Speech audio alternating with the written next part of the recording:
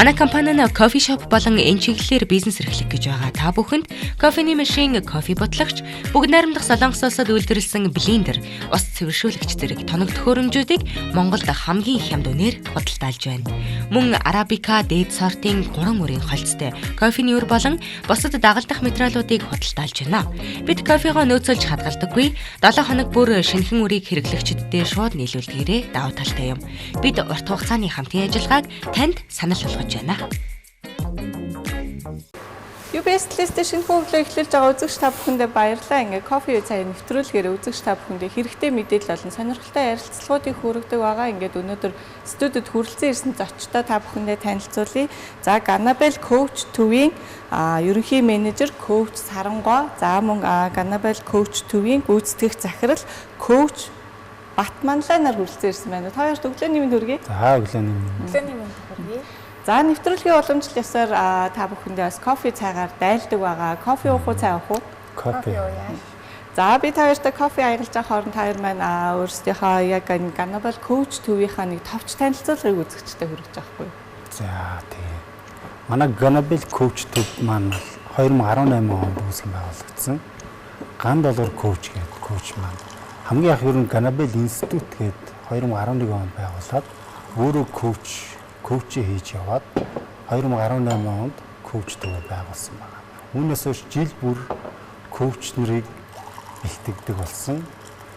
Яг жилд ганцхан удаа коуч хүнийг бэлдээ. Тэр нэг ангидаа 20 сурагчдаа төгсдөг байсан. Энд бид хоёр маань бол 2025 оны төгсөгчд байгаа. Тэгээд одоогоор яг амжилтын коуч гэсэн яг нэрийн дор хүмүүсийг зөв завлан чиглүүлэх тийм ажлыг хийж байгаа байгууллага. За кофе. За сүүлийн үед бол коуч гэдэг нэршил те ер нь маш их түгээмэл болоод байна л да. Тэгэхээр коуч одоо хүн болгоны бас хүлээж авдаг нь бол янз янз байдаг бах те. Тэгээ дотроо бас олон төрөл байдаг болов уу гэж бодож байна л да. Тэгээд ер нь коуч гэж яг юу юм бэ те? Коуч хүнийг яг хэн гэх үү? Энэ талаар бас үзэгчтэй танилцуулъя. За тэгээ. Коуч гэдэг нь бол монголоор бол дасгалжуулагч гэсэн утгатай. Одоо жишээлбэл тухайн хүн спортын чиглэлээр бол дасгалжуулагчийнхаа одоо чиглүүлгээр амжилтанд хүрдэг штэ тий. Тэгэхээр манай коуч төв маань болохоор сэтгэл зүйн холбоотой амжилт хүн амжилтанд хүрэх гэхээр тэр тухайн амжилтынхаа мэдлэгийг одоо мэдгүйгээсээ болж хэрхэн ямар арга замаар амжилтанд хүрэх юм. Амжилт гэж юу юм те? Амжилтыг одоо аз жаргал гэх юм уу, эд материал гэх юм уу, тий энэ бүх зүйлийг одоо мэдгүйгээсээ болоод чаддгүй. Тэгэхээр бид нар бол яг энэ коуч буюу дасгалжуулалтынхаа арга техникээр тухайн хүнийг асуултаар коучлж амжилтанд хүрэхэд нь чиглүүлж өгдөг ийм хүмүүс байгаа.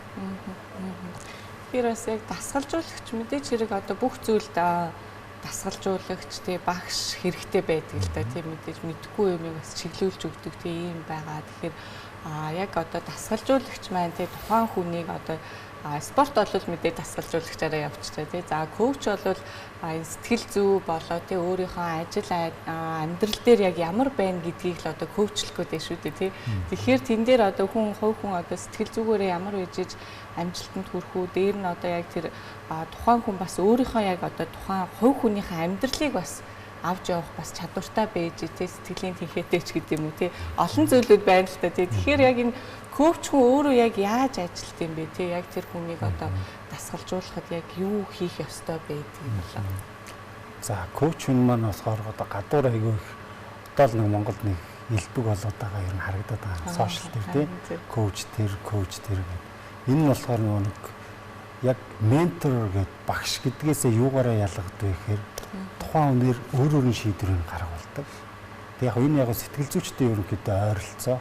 Гэхдээ сэтгэл зүйчийг бодвол арай бүр нэг бүхий салбарт ярилцах боломжтой гэх юм уу? Хүн яг өөр нэг шин дадалтай болохыг хүсэж байна. Үгүй бол нэг юм мартахыг хүсэж байна те. Үгүй бол нэг сонголт хийхийг хүсэж яхад эргэлзсэн байдаг шүү дээ. Тэр бүрдийг ярилцаад коучтэй. Коуч маань бол яг уулзаад яхад нөгөө хүнийг огт шүмжлэхгүйгээр яг нэг баг болоод нэг асуудлын хамгийн зөв шийдэх гаргацгаалгыг хамтдаа олдог гэх юм уу. Яг нэг одоо чи яг тийм байдалтай байна. одоо чи нэг драма одоо сэтгэлийн шарахтай байна шууд хэлэхгүйгээр нөгөө хүн тарь яг тэрийг өөрт нь мэдрүүлдэг гэх юм асуултаар одоо яг одоо хүүхэд насндаа амар драма одоо авцсан байж болно шүү дээ. Тэрийг мэдэхгүй ингээд яг яах учраа олохгүй байна гэдэг эрэхт нь яг нөгөө хүнийг яг хүүхэд наснд нь тийм та учирсан байна гэдгийг коуч өөрөө гадралчаад яавал өөрт нь энийг ойлгуулах вэ? Ямар асуултаар энийг өөрт нь ойлгуулах болоо гэж их одоо асуултаар чиглүүлдэг юм. Яг бол хүн нөгөө нэг бус хүмүүсээс өөрийгөө ямар байгаа гэдгийг сонсохоос илүү өөрийгөө ямар байна гэдгийг баталчих юм бол өөрийгөө яг байгаар нь хүлээн зөвшөөрнө гэсэн үг шүү дээ. Тэгээ буруу байх юм бол буруугаа засгаж хичээн. Зөв байх юм бол тэрэндээ урам зориг аваад өөртөө ихтэй болдог. Яг тэрэнд нь л чиглүүлж өгдөг гэсэн. Ер нь бол яг одоо энэ коуч гээл ментор гээл одоо гарч ирж байгаа энэ нэршил мэрэгчлүүд байна л да. Тэгээ энэ бол ялцчгүй одоо улс орн нийгмийн яг хөгжил явагдаж байгаагийн одоо нэг шат юм болов гэж бодож байна л да. Тэгээ мэдээж хэрэг гадны улс орнуудад бол энэ түгээмэл явагддаг. Тэгээ сэтгэл зүйчдэр очиж зөвлөгөө авдаг. Тэгээ бүх одоо сургууль, албан байгууллага одоо ийм газруудад сэтгэл зүйчтэй хамт ажилладаг ч гэдэг юм уу. Тийм байна л да. Тэгээ энэ нас одоо манай яг одоо Монгол улсын хувьд орж ирээд жоохон удаагүй байгаа гэж ойлгож байгаа. Тэгэхээр тэн дээр хүмүүс маань өөрсдөө энэ дээр жоох юм бас тэгээ хүлээж авахд жоохоо бас нэг юм арай болоогүй юм болов уу гэж бодож байгаа л да. Гэхдээ ер нь бол яг тулгамдсан байгаа гэж бодоод идэв миний хувьд бол. Тэгээд энэ дээр юу гэдэг өөрийнхөө яг одоо дутагдал хүн болгон дутагдал байгаа. Хүн болгоо одоо 100% төгс биш шүү дээ. Тэгээд яг ингээд тэр өөрийнхөө байгаа энэ дутагдал юмаа ярих гэхээр нөгөөх нь ингээд нэг миний сул тал болчих штэ тий. Тэгэхээр тэрнээсээ өөрөө ичдэг ч юм уу тий. Эсвэл би энийг хэлчихвэл намайг одоо буцаагаад яах болч гэдэг юм уу тий. Эргэн тойрондоо одоо байгууллага гэр бүл хамт олонтой байхтаа ч гэсэндээ өөрийнх нь тэр зүйлийг гаргахтаа ингээд нуудаг тий. Ер нь бол ихэнх зүйлээ нуудаг шүү дээ хүмүүс. Яг одоо бүтэн өөр байхгүй байгаа шүү дээ. За зарим тохиолдолд бол өөрийгөө бас олохгүй байна. Ер нь бол хүн болгонд тулгамдж байгаа асуудал баг тий. Би ч гэсэндээ одоо яг би юу хийх гэж байгаа вэ тий. Ямар байгаа вэ ч гэдэг юм уу. Ийм одоо асуудлууд бол зөндөө их тулгардаг тий. Иннээсээ гарахын тулд хүнээс мэдээж одоо зөвлөгөө авахыг хүсэж байна л да. Тэгэхээр энэ дээр яаж тэрийг одоо тий энэ хүн би ингээд нэг асуудалтай байлаа очиод ингээд за би ийм байна гэж ярихдаа яаж юм одоо юу хөө чөлөөтэй байх уу тий мэдээж хэрэг нууцыг бол чанд хадгална тий тэгэхээр энэ тал дээр бас үзэгчд маань ч гэсэндээ сонсож байгаа маш олон сонсож байгаа ч гэсэндээ хэрэгжүүлж чадахгүй маш олон хүмүүс байгаа гэж бодож байна л да. Зөв. За энэ дээр нь хариулъя. Би өөрөө бас маш их одоо онлайн сургалтууд ч юм уу ингээд олон төрлийн багш нар дээр хандаж ингээ өөрийнхөө сэтгэл зүйтэй ажиллах гэж 3-4 жилийн турш оролцсон байхгүй юу. Тэгээд яг гэхээр нэг нууцаа ингээл багшаасаа асуучмаар санагддаг. Тэгээ багш над руу ярихгүй бол би өөрөө ярихгүй. Тэгээл ерөнхийдөө 3-4 жил болчоод нэг юм цаанаа л нэг юм үлдсэн юм шиг. Тэгээ тэрийг асуучмаар. Тэгээ нөгөөх нь болохоор миний нууц байгаад идэг тий. Тэгээ иймэрхүү нөө мэдрэмжтэй л яваад байсан юм. Тэгээ хамгийн сүүлд нь би өөрөө коучтэй болоод тэгээ нэгээр зогсохгүй чиглэл болгон дээрээ коуч, харилцааны коуч, амжилтын коуч, санхүүгийн коуч ч юм уу. Чиглэл болгон дээрээ коучтой болоод өөрөө амжилт гаргаад эхэлсэн байхгүй. Яалтчгүй ярих хэрэгтэй юм байлээ. Тэр дурсамж буюу дотор нуугдсан тэр сүрэг мэдрэмжүүд чинь бидний одоо сүүлийн үед яриад байдаг шүү дээ. Нэг аавраа гэмтлээ, аавраад үзүүлье гэдэг. Аавраад одоо энэ нөгөө долгисол оюу нөгөө нэг цахилгаан соронзон долгион үүсгдэг хүний бодол ч өөрөө тэрэнд нь ингээ гэмтэл үзүүлээд бидэрт ингээ амжилт бүтээл одоо сайн сайхан зүйл орж ирэх тэр бүх юмыг хаачт юм байна. Тэгээ ялцчихгүй та бүхэн бол туршаад үзээсэй л гэж хүсэж байна. Нэг удаа уулзаад үзээсэй. Ямар байдیں۔ Тэ аяанда ингээд ярьчлаа гэд бүр санаа нь зовдөг тий. Гэхдээ өстой гоё олчлоо, хөнгөрчлөө. Ийм л байсан юм биш үү? Жишээлбэл хамгийн сүүлийн үйлчлүүлэгч ингээ англи хэл сурыг гээд түнхээр алхмаа ихгүй байна. Тэгэл бүр YouTube-ээр бичлэг үзлээ, team сургалт тавлаа, ийм ерөөсөж чадахгүй байна. Гол шалтгаан нь өөрт нь хүч нь байхгүйсэн бэл. Сэтгэлийн тэнхээ гэх юм уу? Тэгээ нөгөө шаналлаа бодсоор агаад нөгөө нэг юу англи хэл сурах мантай. нэг гоё юм хийх гэхээр шаналж байгаа хүн чи яаж гоё юм хийх юм те өмнөх тэр дуурсамж шаналл хин нэгэнд гомдсон нөгөө үнэ харахаар л ингээл зэгүүцэн хүрээд байгаа юм чи 10 үг сурч чадахгүй байгаа байхгүй юу. Эхлээд хэдүүлээ гоё тайвшраа, сэтгэлээ амгалан болгоё. Сэтгэлээ тунлагшуулаад цэвэр болгочих юм бол ямар ч юмыг сурахад төргөө хугацаанд үр дүн гарч амжилт үзүүлэх боломжтой гэж харж байгаа. Ялцчгүй үр дүнтэй байдаг болоод тий бас яг өөрийнхөө хувьд ч гэсэндээ тий манай менежер коуч маань бас тий яг өөрийн бие дээр бас энийг туршиж үзчихэж бас бусдад түгэн шүү дээ тий мэдээж хэрэг энэ яг болдсон байх тий яг ийм байд юм байна. Хүн болохгүй зүйлээ ч гэсэндээ хийж сурч чаддсан байх гэдгийг бас яг ойлгоцсон учраас бас боддоор буцаагаад тэрийг хүмүүс түгээх гэдэг шүү дээ тий. Тий.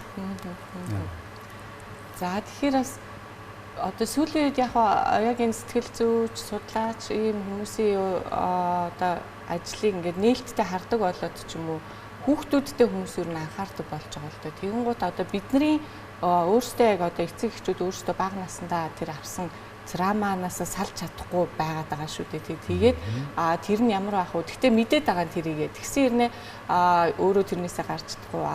Хүүхдүүдийн хувьд бол ингээ харахад яг травма үүсэх одоо нөхцөл байдлууд айгүй их гарч ийн л да. Одоо жишээлбэл би ч гэсэн хүүхдийнхээ одоо сургууль дээрээс тиймэрхүү зүйлүүдийг маш их харж ийн л да. Тэгээд тэрийг нь одоо ингээ гаргахын тулд бас яах вэ те? Ягаад тэгэхээр өөртөө хэдий хэлж байгаа ч гэсэндээ тэр хүүхэд тухайн яг орон зай, тухайн газраасаа яг тийм травма авчаар буцаад нөгөө газараа очихоор тэр нь ингээ сэргээгддэг ч юм уу. Миний бодлоор тгий санагдаад идэв. Одоо жишээлбэл хүүхэд багш нь одоо ямар нэгэн байдлаар маш одоо юу гэдэг эвгүүгээр загнах ч юм уу те ийм байдалд хүрэнгууд тэр нь ингээд яг тархинд нь суугаад үлдчихдэг те тэгээд тэр нь цаашдаа амьдралын явцад яг тэр нь нөлөөлөд байна л гэж ойлгоод байгаа. Одоо бид нар ч гэсэндээ мэдхгүй тийм зүйлүүд байгаад байгаа шүү дээ.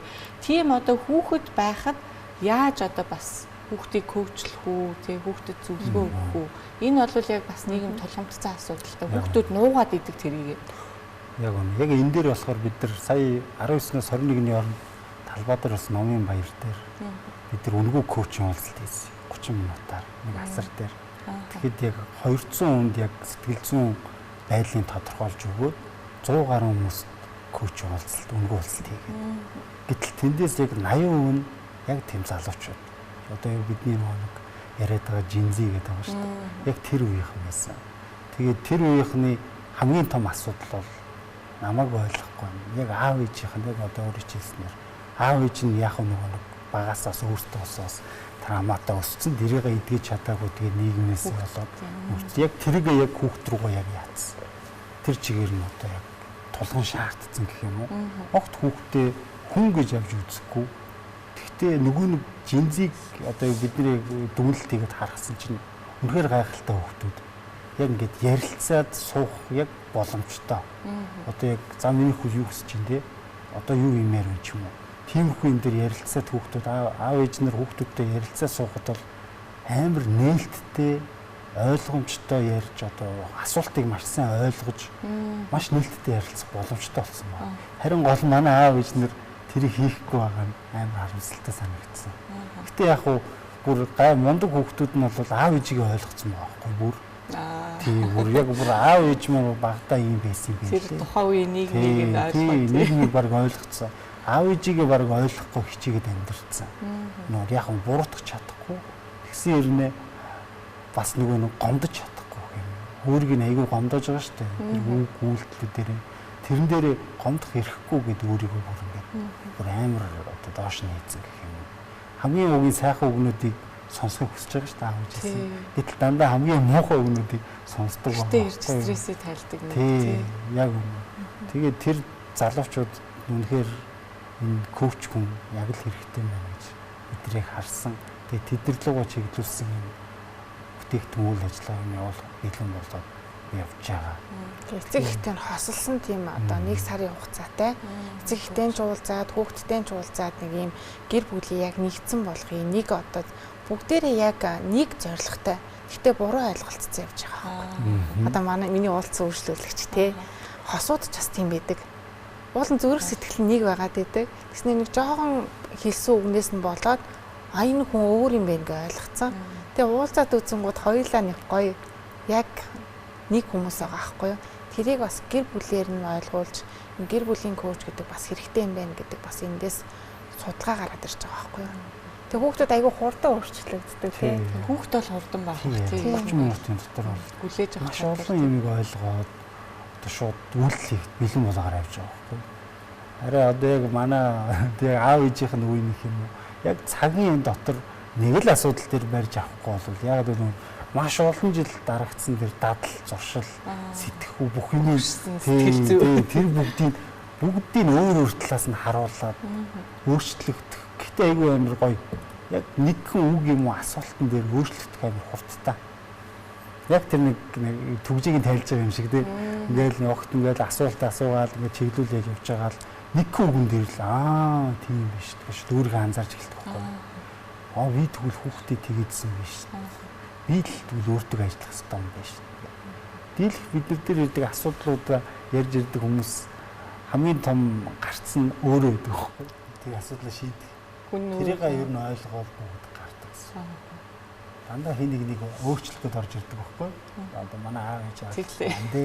Үгүй бол манай хүүхдүүд намайг ойлгохгүй байна. Энэ нөхрийг өөрчилжүүл болох гээд байна юм уу. Тэгээд ихтэн за тэгвэл та яг өөрчлөгдөх нь бэлэн байгаа юм ч юм уу тийм. Тиймэрхүү асуултаар явуулаад байгаа гот яг өөрлөгөө л өнгөж эхэлдэг байхгүй. Би л эхлээд өөрчлөгдөх хэрэгтэй юм байна тийм. Тэгэл өөрчлөлтийг өөрөөсөө л эхэлнэ.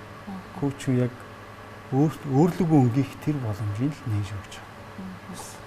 Ялт ч хүн болвол тий бүхэл хүнд байдаг тий тэгээ тэрийгэ хүлээн зөвшөөрөх жоохон дургуй зүйл болвол бусдаас алдааг хаах гэдэг тий. Би уулан тэгээгүй тэр тэгсэн гэдэг нэг юм тий. Тэгэхээр тэр зүйлээс гарахын тулд бас мэдээж хэрэг хугацаа хэрэгтэй болно. Тэгээд энэ коуч байна гэдэг бас их гоё санагдаж байна л да. Ягаад тэгэхээр бид нар яг амьдралынхаа одоо явцад тэрийгэ өөрсдөө олвол яг засч чадахгүй гэдгээ бол ер нь бол хүлээн зөвшөөрсөн. Би бол хүлээн зөвшөөрсөн байна тийм. Яг энийг бол яг өөрөөрөө олвол чадахгүй юм байна тийм. Тэгэхээр энэ дээр бас одоо ямар нэгэн юм степчлсэн арга байдаг болов уу гэж бодож байна л та тийм.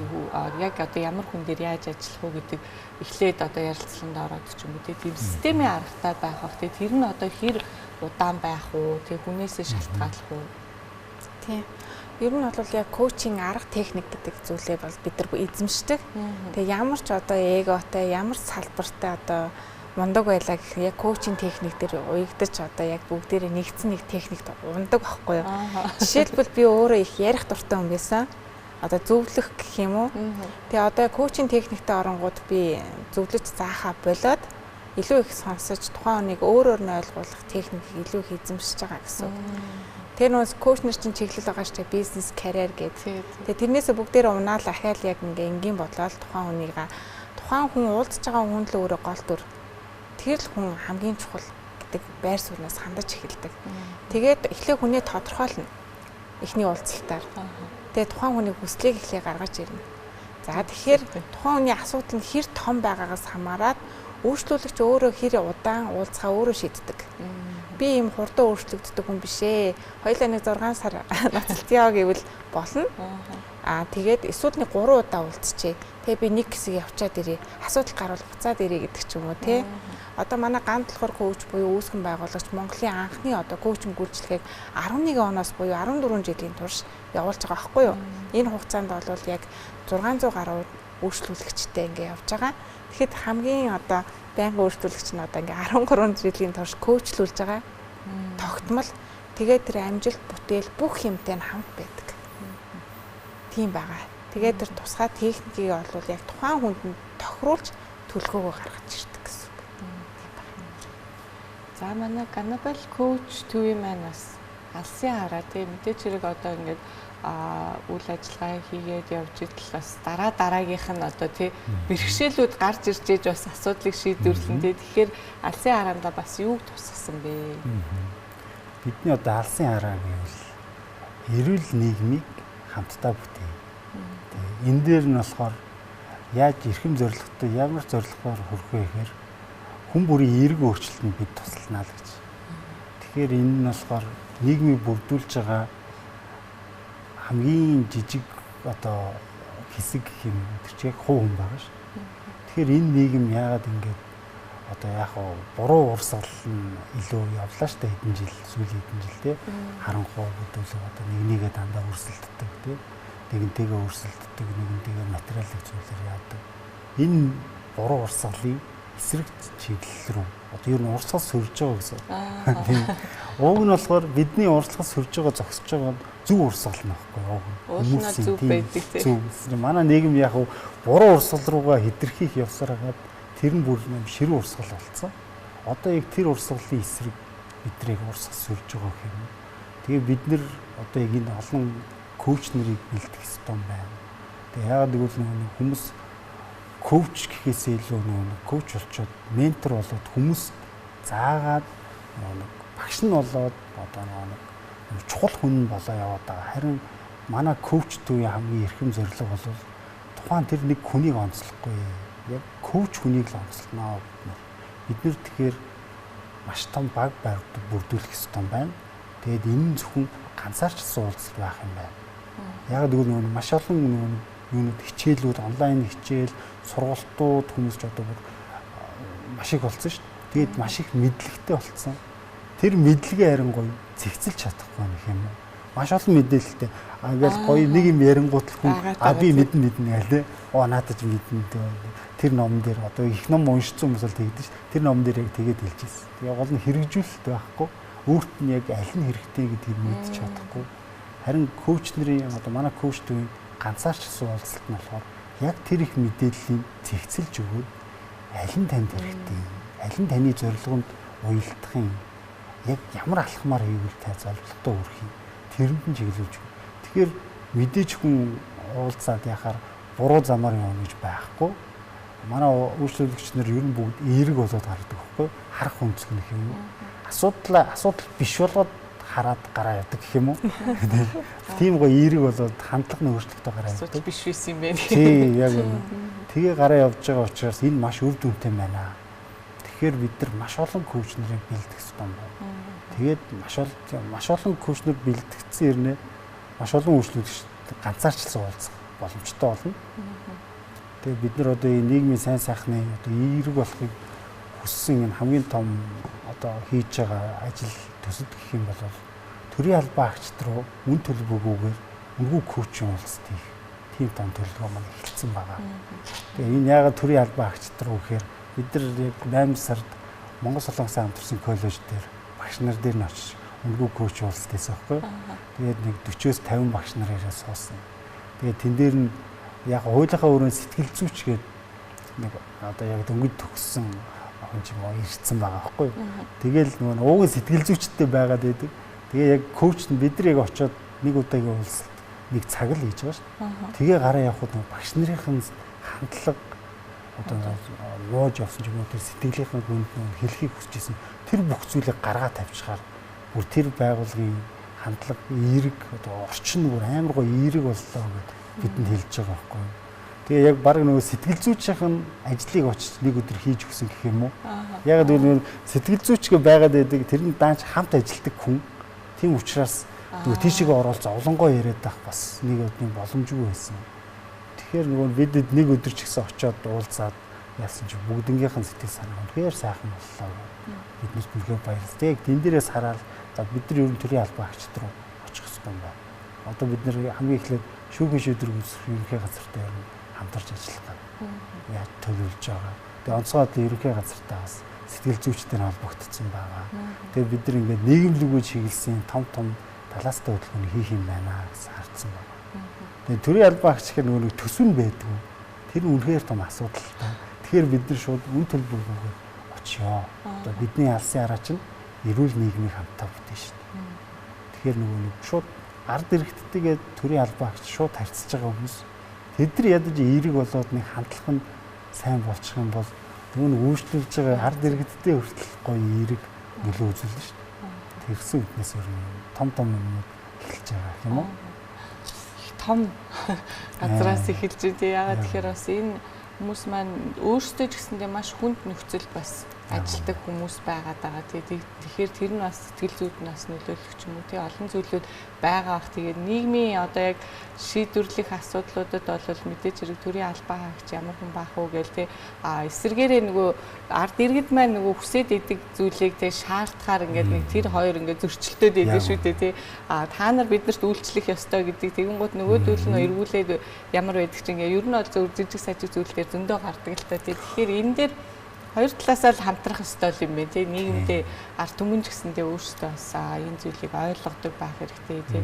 За энэ бол яг хуу шилжилтийн зүйл байх л гэж боддیں۔ Ер нь бас л тий хөгжлийн шилжилт дээр л яваад байгаа гэж боддیں۔ Тэгээд ямар та ч энэ коуч байна гэдэг бол их хариуцлагатай ажил юм болов уу гэж бодож байна. Тэгээд энэ дээр бас хүмүүс маань одоо яг ийм өөрсдийнхээ асуудалтай байгаа зүйлээ тий яг өөрөө нээгээд бас тий нэг алхам хийгээд очиод тий хаалгыг нээгээд ороод үзээрэй гэж хэлмээр санагдлаа тий тэр ер нь бол хүмүүс өөрийгөө төгжсөн байгаа шүү дээ тий төгжсөн байгаа түлхүүрийг л одоо таны хэлдгээр нэг түлхүүрийг тааруулахад л тий яг асуудал ийм байсан юм тий энэ яг ингэж байсан юм бэ тий мэдээч хэрэг бүх зүйлийг бас эргэн тойронд нийгмийн асуудал зөндөө байгаа ч гэсэн эхлээд өөрийгөө өнгөж харах нь маш зүйтэй юм болов гэж бодлоо. Тэгээд тааштай бас ажлын амжилт хүсье маш олон ийм коучүүдийг гаргаж ирээрээ. Тэгэхээр энэ нийгэмд маш их тулгамдаад байгаа зүйл байгаа учраас энэ бол ялцчгүй хөгжих бас нэг алхам юм болов гэж бодож байна. Тэгээд хоёрынхаа ажилд амжилт хүсье.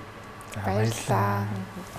За үзэгчдээ мэдээч хэрэг коуч гэдгийг бас товчхоноор бас та бүхэндээ тайлбарлаа. Доорх утасны дугааруудаар бас зөвлөгөө мэдээллийг аваад тий ямар одоо мэдээлэл өөрөө би ийм байгаамаа ч гэдэг юм уу тий нэг товчхоноор асуугаад болохгүй юу гэдэг ч юм уу тий энэ зөвлөгөө мэдээллийг утасны дугаараар аваад бас аль болох очиж бас үйлчлүүлээрэ гэж хэлмээр байна тий бид бүхэн би ч гэсэн тий та ч гэсэн бас маш олон асуудлуудтай тулгарч байгаа болов тий энийг бас эмх цэгцтэй байлгах ийм коуч гэж байдаг. Тэгээ энэ коучийг бас коучоос тусламж аваарай гэж хүсмээр байна. Ингээд өнөөдрийн нэвтрүүлгээр Ganabel коуч төвийн гүйцэтгэх захирал коуч Батманлай болон за мөн ерөнхий менежер коуч Сарангой нар оролцлоо. Та хоёртаа цаашдын ажилд амжилт хүсье. Баярлалаа. Баярлалаа үзэгчдээ бидний ярилцлага та бүхэнд сонирхолтой байсан болов уу гэж бодож байна. Өргөжлөлийн UBS List-ага хамтаагаарай.